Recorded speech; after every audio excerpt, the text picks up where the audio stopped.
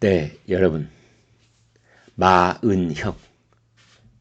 도대체 언제부터 마은혁 이런 사람을 우리가 입에 올리게 됐습니까? 이제 길 가는 꼬마도 마은혁이 누구야 하고 아빠한테 물어보더라고요. 마은혁이라는 사람이 전국적인 유명인사가 됐습니다. 예전에는 헌법재판관 후보자 이렇게 말을 길게 설명을 붙였는데 이제는 안 붙이고 그냥 다 신문 제목, 방송 제목에 나옵니다. 마은혁. 그래서 마은혁을 어제 헌법재판소에서 임명 보류한 것이 국회의 재판관 구성권을 침해했다. 이 법률가들 쓰는 말이 참 복잡하고 때는 비비 꼬여가지고 얼른 귀에 잘 들어오지 않아서 이제 우리가 흔히 쓰는 말로 하는데요. 헌법재판관이 원래 9명인데 그중 3명은 국회 몫이다. 그런데 마은혁은 국회 몫으로 이제 국회가 선출한 사람인데 그거를 대통령 권한대행이 임명하지 않았으니 잘못된 것이다. 그런 뜻입니다. 잘못됐다. 그런데 지금이 보통 때라면 뭐 그런 것이 이제 일부분에 거친 뭐 그런 논란으로 끝날 수가 있지만 지금은 우리나라의 국가 원수인 윤석열 대통령의 탄핵 심판을 지금 코앞에 뒀다. 그러고 있는 때인 겁니다. 그래서 지금 헌법재판관이 8명인데 8명을 하느냐 9명을 하느냐 그 갈림길에서 지금 마은혁은 누가 봐도 정치적 편향이 확고하게 좌파인 사회주의 노동운동 조직에서 활동했던 사람. 이 사람한테서 공정한 판결을 기대한다는 것은 우물가에서 숭늉 찾는 것보다 더 어려운 그런 사람일진데 연목구어일진데 어떻게 이 사람을 헌법재판관으로 앉힐 수 있느냐.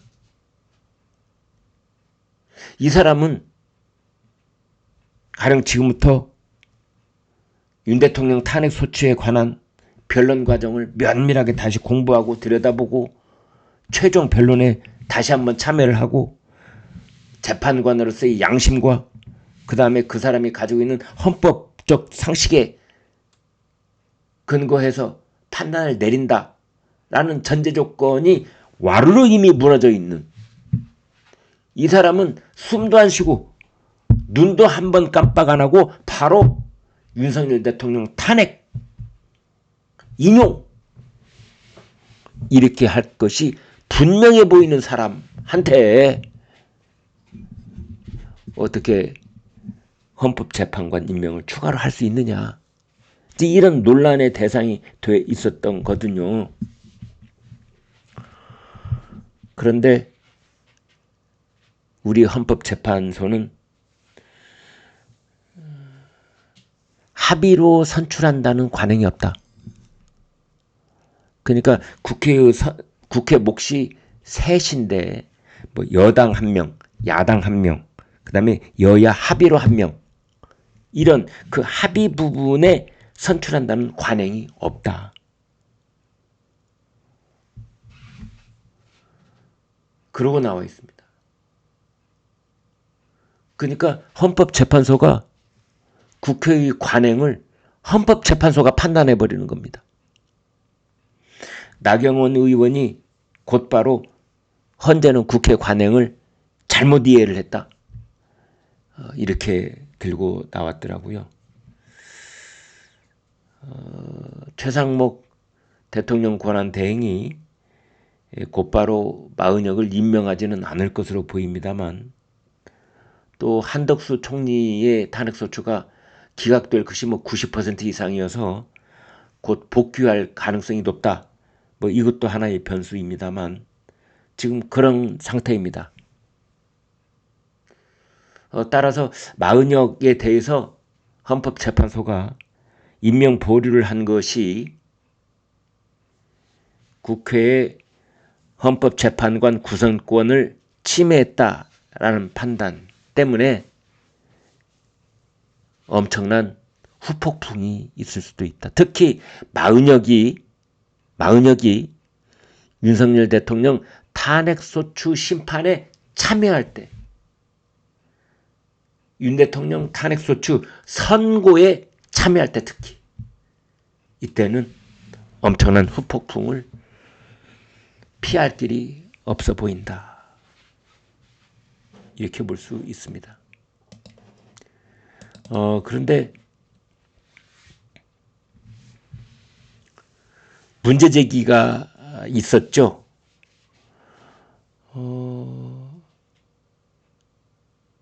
문제 제기라고 하는 것은 그 권한쟁의 심판을 청구를 하면서 청구인 그 난에 대한민국 국회 6글자를 적어놨는데 사실상 우원식 국회의장이 단독으로 권한쟁의 심판을 청구를 했으니 그것은 절차적 하자가 있는 것 아니냐. 그것 때문에 2월 3일 날 원래 선고하려고 했던 것을 지금 25일쯤 늦춰가지고 이제 어제 선고를 한 셈인데, 그때 헌재가 또 문영배 헌법재판소장 권한대행이 뭐 힌트를 줬다. 그래서 국회가 그것을 나중에 의결을 했다. 추인을 했다. 이러면서 또 얼렁뚱땅 넘어갔는데,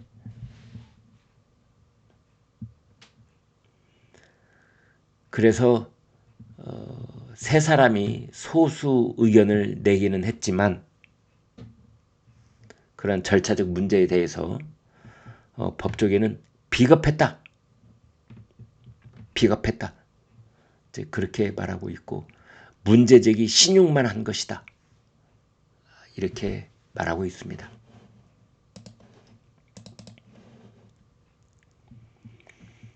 그 많은 신문들이 마은혁 후보자를 마지막 변수라고 말하고 있습니다. 막판 변수, 마지막 변수 뭐 이런 식으로 얘기를 하고 있는데, 그건 무슨 뜻이냐? 저는 이렇게 해석합니다. 지금 5대 3이다. 헌법재판관들이.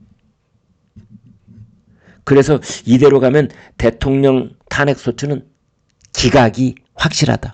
5대 3으로. 그 세 사람은 이번에 마은혁에 대해서 그 절차적 하자가 있다라는 그 우원식 국회의장의 그 권한쟁의 심판 그 자격에는 문제가 있는 것이다 라는 그 소수 의견을 낸 김복형, 정형식, 조한창. 그러니까 그 윤석열 대통령이 임명을 하고 조희대 대법원장이 지명을 하고 그 다음에 국민의힘이 선출한 이 세 사람. 이 세 사람은 확고하게 윤석열 대통령 탄핵소추에 대해서 기각 의견을 유지하고 있구나. 그래서 대통령 탄핵소추가 인용이 되려면 그쪽에서 봤을 때는 한 사람이 절대적으로 더 필요하구나. 그래서 그게 마지막 변수라고 보는 것이구나. 그래서 마지막 변수. 네, 지금 제가 동아일보를 보고 있는데 동아일보도 마지막 변수라고 했고요. 서울신문도 마지막 변수라고 했고요. 그 다음에 세계일보도 마지막 변수, 막판, 마은혁 변수 이런 말을 썼습니다. 마지막, 막판 이런 말을 썼다는 것은 마은혁이 합류를 해서 윤 대통령 탄핵소추 선고에 그 마지막 이 재판관들 전원일치냐 또는 뭐 소수 의견을 나타내느냐 이제 이 갈림길이라고들 얘기를 하는데 여기에 마은혁이 마지막 변수가 됐다는 것은 마은혁이 빠지면 그쪽 탄핵 인용이 5명이고 마은혁이 들어가면 6명이고 이런 뜻입니다. 그래서 마은혁에 관한 시나리오 얘기가 나오고 있는데 마은혁을 임명할 때는 재판에 참여하는 것이 원칙이다. 그러나 최종 결정은 재판부가 해야 된다라는 건데요. 마은혁이 가령 윤석열 대통령 심판에 참여를 하려면 추가 변론이 필요하다. 변론 재개가 있어야 된다. 왜? 변론 과정에 참여하지 않은 마은혁은 선고에 참여할 자격이 없습니다. 규정상 그렇게 되어 있습니다. 따라서 변론에 참여해야 되고 이거는 갱신 절차를 밟아야 되는 것이고 그러면 윤석열 대통령 탄핵소추에 관한 선고가 늦어진다. 이게 첫 번째 시나리오입니다.